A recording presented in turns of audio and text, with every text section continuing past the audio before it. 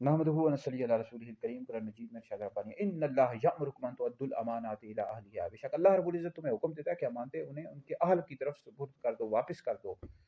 تو امانت کا جو مفہوم ہے بہت زیادہ وسیع۔ امانت کو ہمارے یہاں تک کہ محدود سمجھا جاتا ہے کہ آپ کے پاس کسی نے کوئی رقم رکھوا دی، جو پیسے رکھوا دیے، کوئی چیز رکھوا دی، تو آپ اس کو سپرد کر دیں، واپس کر دیں، یہ بھی امانت ہے۔ اور امانت میں خیانت کرنا یہ منافق کی نشانیوں میں سے ایک نشانی یہ بتائی گئی، سیاستہ میں حدیث موجود ہیں کہ منافق کی نشانیوں میں سے ایک نشانی ہے جب اس کے پاس امانت رکھی جائے تو امانت میں خیانت کرے۔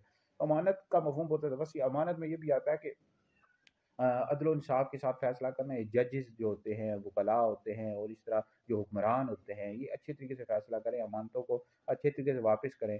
اور اس حوالے سے حدیث بھی ہے مسلم شریف میں کہ جو انصاف کرنے والے ہیں ان کو قرب الہی میں نور کے ممبر عطا کیے جائیں گے۔ اور بخاری شریف میں حدیث موجود ہے کہ جب کوئی منصب کسی اہل کے سپرد کیا جائے تو قیامت کا انتظار کرو، تو جو اہل ہے، لائق ہے، قابل ہے اور امانت دار بندہ، اسی کو آپ ووٹ ڈالیں، اسی کو معاشرے میں آگے لے کر آئیں۔ ہر خالی یہ ووٹ کے معاملے میں نہیں بلکہ کسی بھی دنیاوی معاملے میں ہو یا دینی معاملے میں بھی ہو، ٹیچر کا معاملہ ہو یا کسی شعبے پر لگنے کا، تو اس میں جو اس کے اہل لوگ ہوتے ہیں نا وہی آگے آنے چاہیے۔ ہر کسی کو نالائق نکمے بندے کو آگے نہیں لانا چاہیے اس طرح کے منصب پر۔ پھر یہ ہے کہ وہ اس کے ساتھ خیانت کرتا ہے اور ملک کی خدمت نہیں کرتا ہے، دین کی اچھی خدمت نہیں کرتا، تو اس میں پھر معاشرہ بھی خراب ہو جاتا ہے اور دین کے حوالے سے بھی نقصان ہوتا ہے۔ بہرحال ویڈیو سننے دیگر لوگوں تک پہنچائیں، آپ لوگوں کے لیے بہت بڑا صدقہ جاری ہے۔